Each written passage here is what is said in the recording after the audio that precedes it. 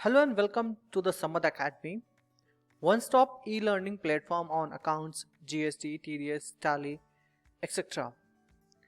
So आज हम बात करेंगे new GST return concept that is QRMP. Full form is quarterly return monthly payment.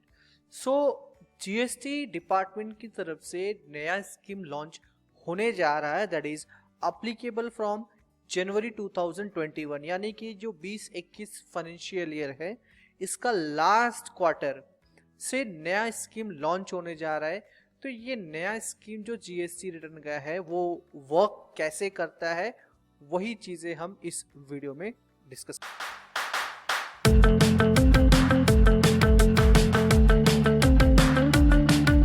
करेंगे.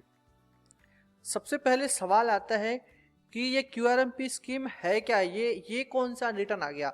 अभी तक तो हम GSTR 1 फाइल करते थे, GSTR 3 भी फाइल करते थे, उतना काफी नहीं था कि ये QRMP स्कीम भी आ गया. क्या ये कोई नया रिटर्न है?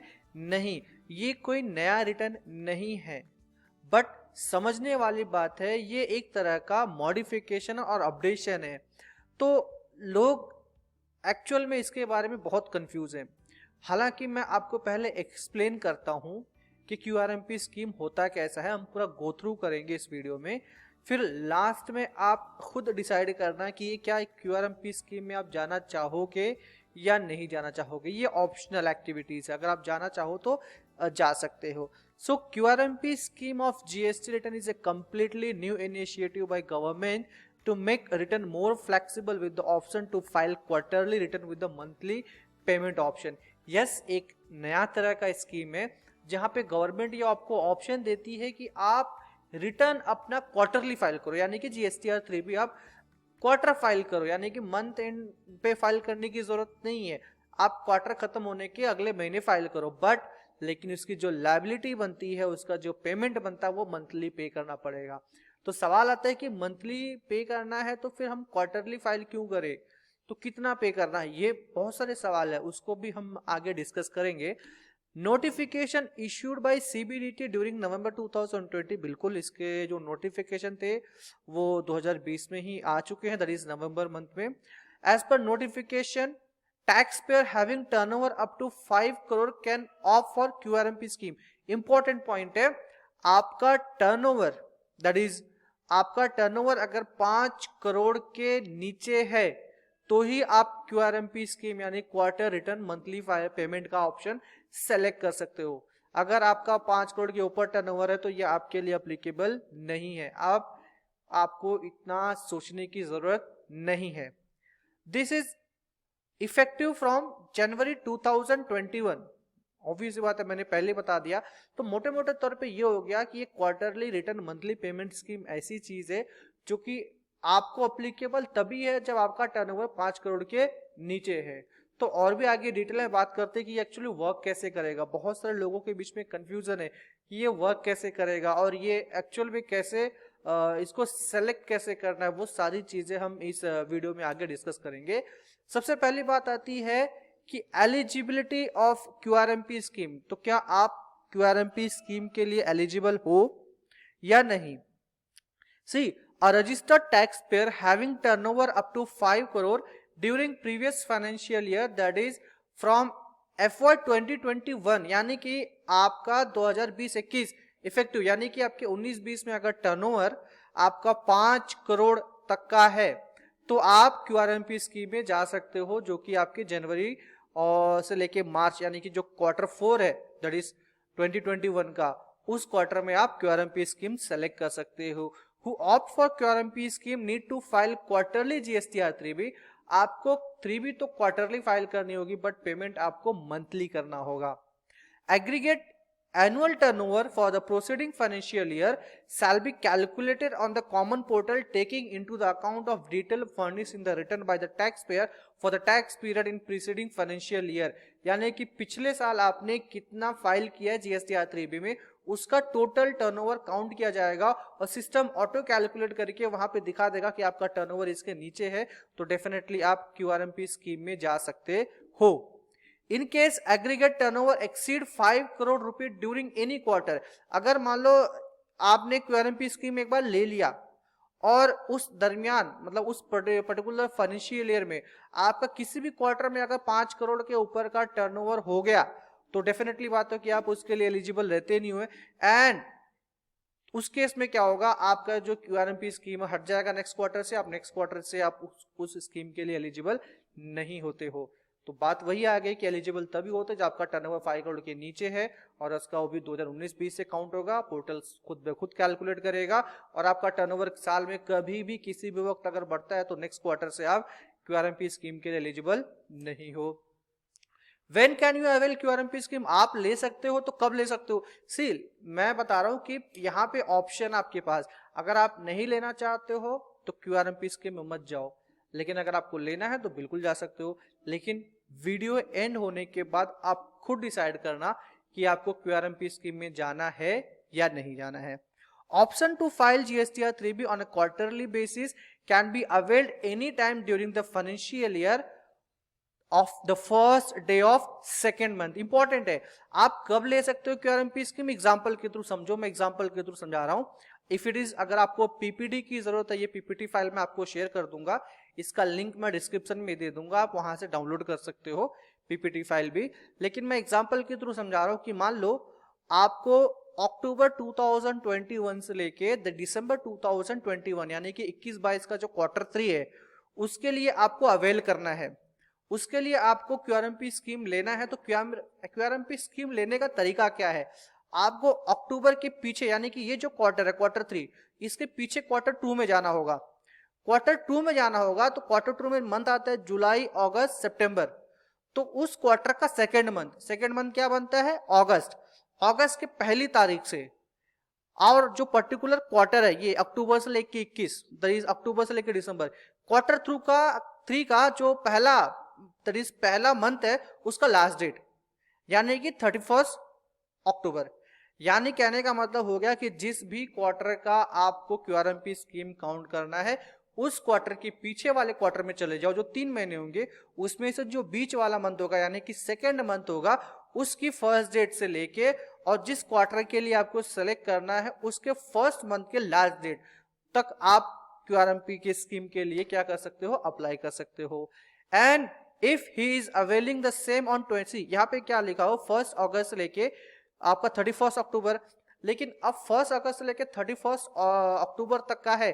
तो इंपॉर्टेंट पॉइंट ये है कि अगर आपने 1 अगस्त को ले लिया तो कोई प्रॉब्लम नहीं है, लेकिन अगर आपने डेट दैट इज मान लो 26 अगस्त को सेलेक्ट किया क्यूआरएमपी स्कीम, 27 अगस्त को आपने सेलेक्ट किया, तो यहाँ पे ये होता है कि बाय डिफॉल्ट 27 अगस्त को सेलेक्ट किया तो मेक श्योर कि आपका जो अगस्त महीने का रिटर्न जो है आपका फाइल्ड हुआ होना चाहिए, यानी कि उस क्वार्टर का रिटर्न आपका फाइल रहेगा तो ही आप आगे का क्वार्टर का यानी कि अगले क्वार्टर का क्यूआरएमपी स्कीम सेलेक्ट कर सकते हो। सिंपल लैंग्वेज में बोलूं तो अगले क्वार्टर का रिटर्न आपको सेलेक्ट करने से पहले आपका प्रीवियस क्वार्टर का रिटर्न फाइल होना चाहिए, एज सिंपल एज दैट।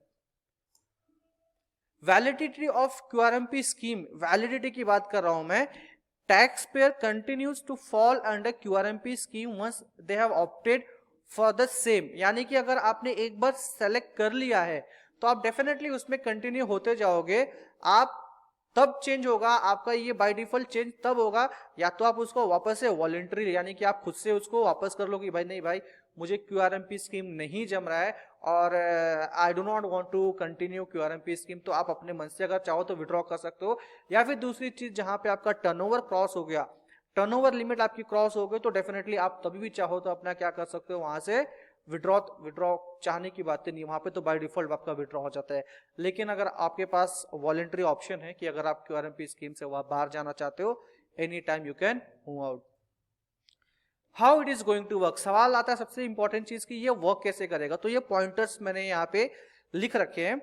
तो सवाल यह आएगा कि 3B तो मुझे क्वार्टर फाइल करनी है, अगर मान लो जनवरी और मार्च का ही क्वार्टर जो पहला क्वार्टर है इसका मुझे फाइलिंग तो मैं करूंगा अप्रैल महीने में, यानी कि जन फेब मार्च हो गया तो अप्रैल महीने में फाइल करूंगा। लेकिन पेमेंट की बात आ रही है तो पेमेंट इसका जनवरी का मैं पेमेंट करूंगा फरवरी महीने में। तो फरवरी महीने में पेमेंट कैसे करूंगा, उसका वर्किंग क्या होगा, तो ये वर्क कैसे करेगा, ऐसे बहुत सारे सवाल हो सकते हैं आपके, डेफिनेटली सवाल होंगे। तो वही सवाल यहाँ पे देखिए हम समझते कैसे है। सी, फर्स्ट ऑफ ऑल अगर आपने क्यूआरएमपी स्कीम ले लिया है तो आपको एक एडिशनल ऑप्शन मिलता है। एडिशनल, सी मैं एडिशनल की बात इसलिए कर रहा हूं, आपको एक एडिशनल ऑप्शन ऑफ आईएफएफ यानी कि इनवॉइस फर्निशिंग फैसिलिटी।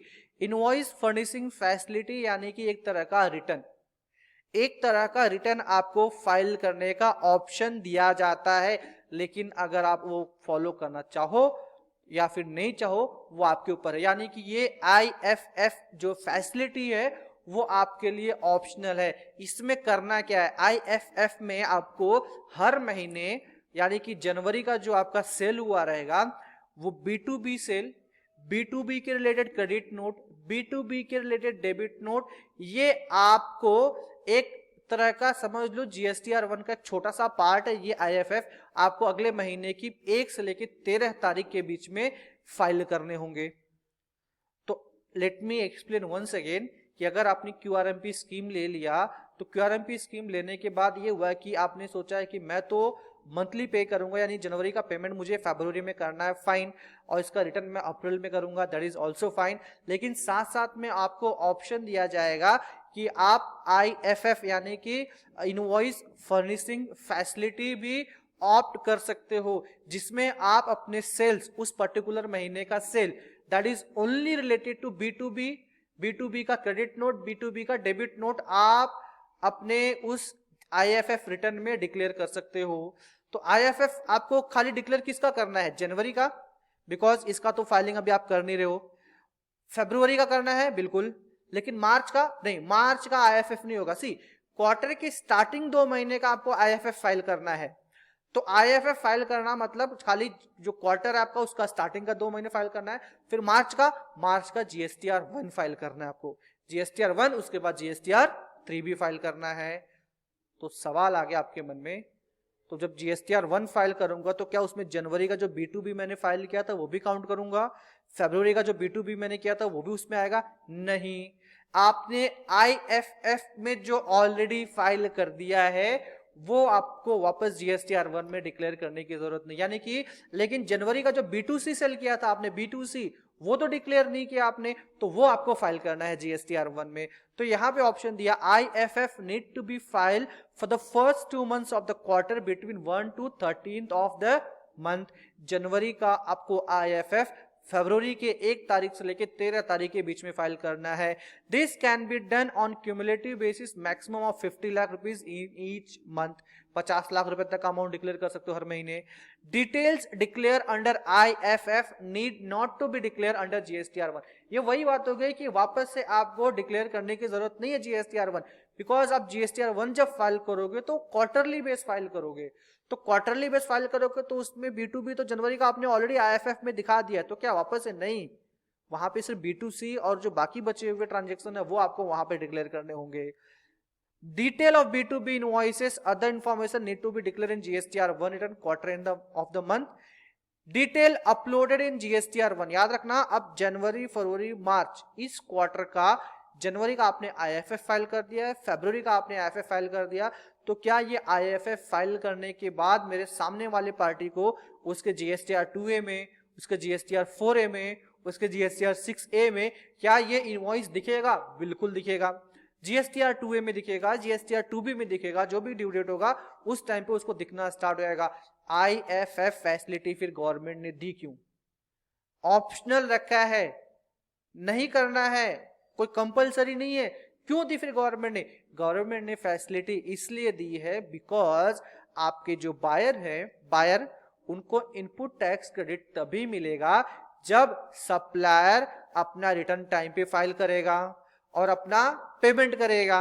लेकिन सवाल आता है कि आप तो क्वार्टरली फाइल करोगे GSTR1, तो हो सकता है जो आपका सप्लायर क्वार्टरली आपका आईटीसी के लिए वेट नहीं करे, बिकॉज आपके आईटीसी के लिए उसका अमाउंट तो 36.4 यानी कि जो अपना कैपिटल ब्लॉकेज का जो आईटीसी ब्लॉकेज का रूल है 36.4, उस केस में वो अटक जाएगा। हो सकता है कि उसका इनपुट टैक्स क्रेडिट एक एक्सेस ना हो, 110% में आपका फिट ना बैठे, तो ऐसे केस में उसका आईटीसी का लॉस होगा। तो ऑब्वियसली बात, आईटीसी का लॉस होगा तो वो डेफिनेटली आपसे पूछेगा कि भाई यहाँ पे काम करो प्लीज, अपना या तो GSTR1 फाइल करो टाइम पे, या तो आप क्यूआरएमपी स्कीम छोड़ दो, या तो IFF फाइल करो। आपसे डेफिनेटली आपके सप्लायर पूछेंगे, हाँ आपका सप्लायर अगर नॉर्मल ही है तो डेफिनेटली आपसे नहीं पूछेगा, लेकिन बड़े बड़े सप्लायर तो आपसे मंथली जीएसटी रिकंसिलेशन पर्पस के लिए, उनके जीएसटीआर 2A उनके जीएसटीआर 2B रिकंसिलेशन पर्पस के लिए डेफिनेटली आपसे फोर्स करेंगे या फिर आपको रिक्वेस्ट करेंगे कि सर अगर आप QRMP स्कीम ले रहे हो fine, but IFF please file करो।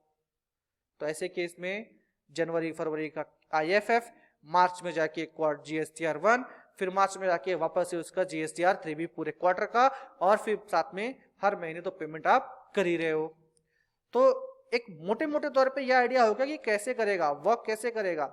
लेकिन अब बात आती है कि पेमेंट कैसे करना है। फिर ये तो समझ में आ गया, लेकिन मुझे पेमेंट कैसे करना है। पेमेंट करने के लिए आपको दो मेथड दिए हुए, दो तरीका है पेमेंट करने के लिए। सबसे पहली चीज आप ये समझो, under QRMP scheme tax payer require to pay tax normally using PMT 06 चालान। मतलब टैक्स आपको वैसे ही पे करना जैसे नॉर्मली आज के दिन चालान जनरेट करते हो, दैट इज PMT 06 चालान। आप पोर्टल पे जाते हो, पेमेंट चालान पे क्लिक करते हो, अमाउंट फिलअप करते हो, चालान जनरेट करते हो, नॉर्मल पेमेंट वैसे ही करना है। लेकिन एक एडिशनल लाइन ऑफ आइटम वहां पे ऐड हो जाएगा पेमेंट के टाइम पे। While making the payment of challan, you need to specifically select the option called monthly payment for quarterly taxpayer। यहाँ पे ये option at the time of creating challan highlight होगा, आपको वहां पे वो टिक करना है, उसको सेलेक्ट करना है, सो दैट गवर्नमेंट को ये पता चलेगा कि ये पेमेंट आपने पर्टिकुलर इस क्वार्टर के इस मंथ के लिए आपने पेमेंट किया। और याद रखना कि वो जो पेमेंट करते हो ना, उस पेमेंट का इस्तेमाल आप किसी और जगह पे नहीं कर पाओगे, वो पर्टिकुलर आपकी टैक्स लायबिलिटी ही एडजस्ट होगी उससे, यानी कि उस पर्टिकुलर महीने की लायबिलिटी ही आप पे कर सकते हो। और आज के दिन में क्या होता है कि आप कोई भी अमाउंट कैश वॉलेट में डाल देते हो, कैश लेजर में, उस लेजर को फिर आप DRC 03 में यूज कर लेते हो, उसको आप यूज कर लेते हो इंटरेस्ट पेमेंट करने के लिए यूज कर लेते हो, उस पेमेंट को आप फिर वापस विड्रॉ भी कर लेते हो एज पर योर रिक्वायरमेंट। लेकिन अगर इस केस में अगर आप पेमेंट करते हो तो आपका पेमेंट सिर्फ और सिर्फ लायबिलिटी एडजस्ट करने के लिए ही इस्तेमाल होगा। तो वो दो मेथड कौन कौन से है वो देखना। आपको पेमेंट करने के लिए पहले आपको देखो दो मेथड है, यहाँ पे सवाल क्या आएगा, आपकी क्वेरी क्या आ सकती है। एक तो पहला मेथड दिया फ्लैट मेथड, फ्लैट मतलब फिक्स।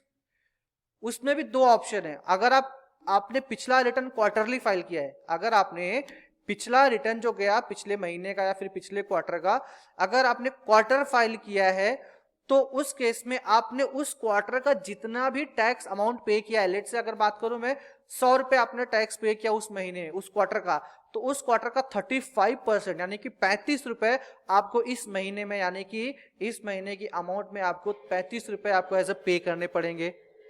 यानी कि ये जो मंथ चल रहा है अक्टूबर नवंबर दिसंबर 2020 का, आप क्वार्टरली अगर फाइलिंग पे अमाउंट निकालो तो अगर मान लो आपने 100 रुपए पे किया तो उसका 100 रुपए का आपका अमाउंट कितना बनता है, 35 रुपीज आपको एज अ पे करना पड़ेगा। या फिर दूसरा ऑप्शन दिया है, अगर आप मंथली फाइल किया रहोगे पिछले महीने का, यानी कि आपने दिसंबर का मंथली फाइल किया जनवरी में जाने से पहले, तो दिसंबर में जितना भी आपने टैक्स पे किया उसका 100% सेम टू सेम अमाउंट आपको जनवरी के टैक्स लायबिलिटी में आपको एज अ पेमेंट करना पड़ेगा। रिटर्न फाइल नहीं करना, लेकिन आपको पेमेंट कर देना है। तो अगर क्वार्टरली फाइल करते हो तो पिछले क्वार्टर में आपने जितने अमाउंट पे किया रहेगा उसका 35%, अगर मंथली फाइल किया रहेगा मंथली लास्ट में जितना मंथ में जितना पे किया रहेगा टैक्स अमाउंट उसका 100%। ये तो पहला फ्लैट मेथड हो गया। अब देखना यहाँ पे प्रॉब्लम सेकंड वाले में है, self assessment tax method. Self assessment tax method का मतलब क्या हो गया कि भाई अब एक काम करो, आप पहले अपनी GSTR 3B की वर्किंग बना लो उस महीने की, और बना लो, फिर देख लो उसमें सेल्स 100 रुपए का, मेरा इनपुट टैक्स 20 रुपए का, इनएलिजिबल 10 रुपए का, और मेरा 2A 2B में इतना अमाउंट नहीं आया तो 100 रुपए में से 40 रुपए माइनस करके 60 रुपए का इनपुट टैक्स मेरा लायबिलिटी बनती है, वो 60 रुपया पूरा का पूरा गवर्नमेंट को क्या कर दो, पे कर दो, with option call monthly payment for quarterly tax payer.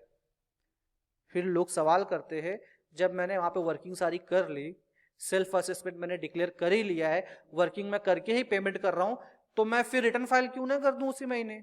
Obviously बात है, सवाल आ सकता है। जब आप डेटा प्रिपेयर कर ही ले रहे हो, सब कुछ हो ही गया रेडी, तो आप उसी महीने फाइल कर दो ना। QRMP स्कीम में क्यों जा रहे हो आप, क्या जरूरत है जाने की आपको। बट फिर भी ऑप्शन गवर्नमेंट ने दोनों दे रखा है, आप इसमें से जो मेथड सेलेक्ट करना चाहो अपने हिसाब से सेलेक्ट कर सकते हो। इंपॉर्टेंट पॉइंट ये है कि in case during first month लगता है, जनवरी के महीने की बात कर रहा हूँ, कि जनवरी महीने में ऐसा लगता है कि आपके पास क्रेडिट बैलेंस और कैश लेजर बैलेंस बहुत ज्यादा है, आपकी लायबिलिटी नहीं आ रही तो आपको पे करने की जरूरत नहीं है।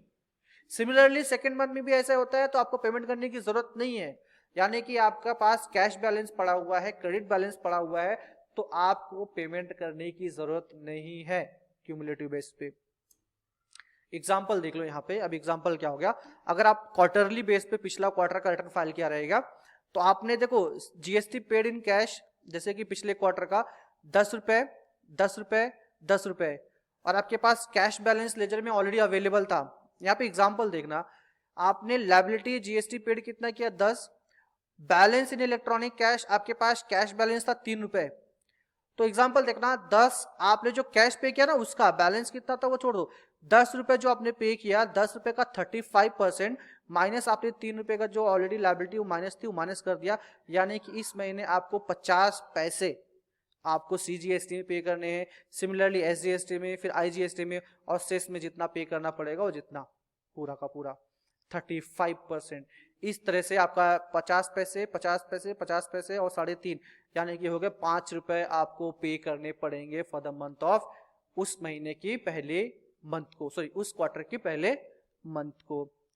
अब इनकेस अगर आपने मंथली रिटर्न फाइल किया रहेगा तो आपने पिछले महीने 10 रुपया सीजीएसटी एसजीएसटी और बैलेंस आपके पास था कैश में 3 रुपए, तो इस केस में तो आपको पूरा का पूरा 100% पे करना है, आपको 35% का फॉर्मूला ही नहीं है, 10 minus 30 is equal to 7 plus 1 15 रुपए आपको पे करने, सॉरी 22 रुपए पे करने पड़ेंगे आपको। So this is the method जहां पे आपको पेमेंट कैलकुलेट करना है। या फिर तीसरा ऑप्शन आपके पास सामने से है, भाई अपने महीने का मैं टैक्स अमाउंट मैं कैलकुलेट करूंगा, सेल्फ असेस करूंगा और वही अमाउंट पूरा का पूरा गवर्नमेंट को मैं पे कर दूंगा। अब बात आती है माइग्रेशन। हम लोग मंथ में है दिसंबर, अब दिसंबर महीने में है तो क्यूआरएमपी स्कीम तो ऑब्वियस बात है लोग सोचना स्टार्ट कर देंगे। फिर सवाल करते हैं लोग कि क्या मेरा जो रिटर्न है बाय डिफॉल्ट क्यूआरएमपी स्कीम में चला जाएगा। See tax payer who have turnover below 5 crore in 2019-20 and have filed October 2020 का रिटर्न बाय 30 नवंबर, अगर आपका अक्टूबर 2020 का रिटर्न 30 नवंबर तक कर दिया तो बाय डिफॉल्ट आप क्यूआरएमपी स्कीम में चले जाओगे, आप मैन्युअली जाके उसको वापस से ऑप्ट आउट कर सकते हो, निकाल सकते हो। And those who have not filed their returns, और आपने अगर अक्टूबर का रिटर्न फाइल नहीं किया नवंबर के टाइम तक तो आपको मैन्युअली जाके वहां पे सेलेक्ट करना पड़ेगा। तो यहाँ पे सेम वही एग्जांपल ले रखा है मैंने, migrated to. Impact of the scheme, बहुत सारे सवाल आएंगे, बहुत सारे क्वेश्चन आएंगे for the first month second month, लेकिन मैं अगर बात करूं तो मेरा सवाल यही है, आप खुद सवाल करो। आप तो क्वार्टरली जीएसटीआर 3B फाइल करते हो, क्वार्टरली जीएसटीआर 1 फाइल करते हो, माफ कीजिएगा क्वार्टरली जीएसटीआर 3B नहीं, मंथली फाइल करते हो आप, जहां पे आप पेमेंट करते हो। आप जब पेमेंट सेल्फ असेसमेंट करके पेमेंट करना ही है तो क्यों ना जीएसटीआर 3B फाइल कर दो। अब मैं जब 3B फाइल करूंगा महीने का, क्वार्टरली का मैं जीएसटीआर 1 फाइल कर रहा हूं, तो मैं आईएफएफ क्यों फाइल करूं, नहीं फाइल करूंगा। लेकिन फिर मेरा सप्लायर डेफिनेटली मुझे पूछेगा भाई कि मेरा आईटीसी मैच नहीं हो रहा है मेरे बुक्स में, बिकॉज आप इनवॉइस अपलोड नहीं कर रहे हो, तो आईएफएफ भी मुझे फाइल करना पड़ेगा। तो सिंपल बात ये आती है, आप इसको सिंप्लीफाई समझते हो या और कॉम्प्लेक्स समझते हो। अब ये क्वेश्चन आपके ऊपर है कि आप डिसाइड करो कि ये सिंपल है या कॉम्प्लिकेटेड है। लेकिन हम डायरेक्टली चलते हैं पोर्टल पे, दिखाता हूं आपको मैं कि ये स्कीम कैसे अवेलेबल है पोर्टल पे। जस्ट दिखा रहा था आपको मैं कि अभी तक फिलहाल एक्चुअल में आया नहीं पेमेंट का चालान, लेकिन आपको ऑप्शन दे दिया गया है कि क्या आप क्यूआरएमपी स्कीम में जाना चाहते हो या नहीं। चलिए हम लोग पोर्टल पे चल के देखते हैं इसको। ओके, तो पोर्टल लॉगिन कर लिया हम लोगों ने। यहाँ पे पोर्टल लॉगिन करने के बाद यहाँ से सर्विसेज, रिटर्न्स, रिटर्न में यहाँ पे देखिए ऑप्शन दे रखा है opt in for quarterly return. Opt in for quarterly return यहाँ पे क्लिक किया हमने। यहाँ पे ऑप्शन बोलता है कि कौन से फाइनेंशियल ईयर के लिए, यानी कि last quarter of 2021 search. Search में ऑप्शन दिया है कि आप क्वार्टर 4 का रिटर्न फाइलिंग कैसा करना चाहोगे, मंथली 3B फाइल करना चाहोगे या क्वार्टरली। अगर मंथली है तो ऑब्वियस बात है कोई टेंशन लेने की जरूरत ही नहीं आपको, लेकिन क्वार्टरली यानी क्यूआरएमपी स्कीम लेना तो आपको ऑब्वियस बात है क्वार्टरली सेलेक्ट करना है। आप सेलेक्ट करने का ड्यू डेट दे रखा है कि आप 5 दिसंबर 2020 से लेके 31 जनवरी 2021 तक का ये आइदर ऑप्शन सेलेक्ट कर सकते हो। GSTR1 एंड IIFF, यहाँ पे ऑप्शन दिया GSTR1 एंड IIFF कब फाइल करना है आपको। GSTR1 नॉट अप्लीकेबल, लेकिन आपको फाइल करना है 13 अप्रैल। लेकिन IIFF भी फाइल करना है, जिसका भी फाइल फॉर्मेट अवेलेबल नहीं है। हो सकता है आने वाले टाइम में डेफिनेटली इसको अवेलेबल किया जाए। GSTR3 भी आपको फाइल करने की जरूरत नहीं मंथ 1 मंथ 2 की, लेकिन 22 अप्रैल तक आपको GSTR3 भी फाइल कर देना है। फिर यहाँ पे करना क्या है, continue to return dashboard save कर देना। यहाँ पे सेव करने के बाद continue return dashboard, that's it, आपका हो गया सेलेक्ट ऑप्शन। आप जैसे ही सेलेक्ट करोगे फिर आपको यहाँ पे पेमेंट के चालान में यहाँ पर ऑप्शन मिल जाएगा। जब आप चालान क्रिएट करने जाओगे तो यहाँ पे ऑप्शन दे दिया जाएगा आपको कि ये पेमेंट का चालान आप किस लिए कर रहे हो, तो आपको मेंशन करना होगा this is QRMP, quarterly return monthly tax payer. So yes, this is the QRMP scheme. ये है QRMP स्कीम जो गवर्नमेंट लॉन्च कर रही है, बट आपको डिसाइड करना है कि आपका टर्नओवर अगर उतना है तो अगर आप जाना चाहते हो तो चले जाओ, नहीं तो अगर आप क्वार्टरली में ही, अगर आप फ्लेक्सिबल हो, आप ओके हो, तो आप क्वार्टर रिटर्न फाइलिंग कर लो, that is sorry monthly return file कर लो GSTR3B का। There is no such issue about that. Yes, अगर इसके रिलेटेड कुछ क्वेरीज है, कुछ भी डाउट है, तो आई एम अवेलेबल। डिस्क्रिप्शन में मेरा कॉन्टैक्ट नंबर अवेलेबल है, मेरी मेल आईडी भी डिस्क्रिप्शन में रहेगी, तो डेफिनेटली आप मुझे कांटेक्ट कर सकते हो। I am available to help you out in any query. मिलते हैं किसी अगले वीडियो में। Till the time, thank you, bye.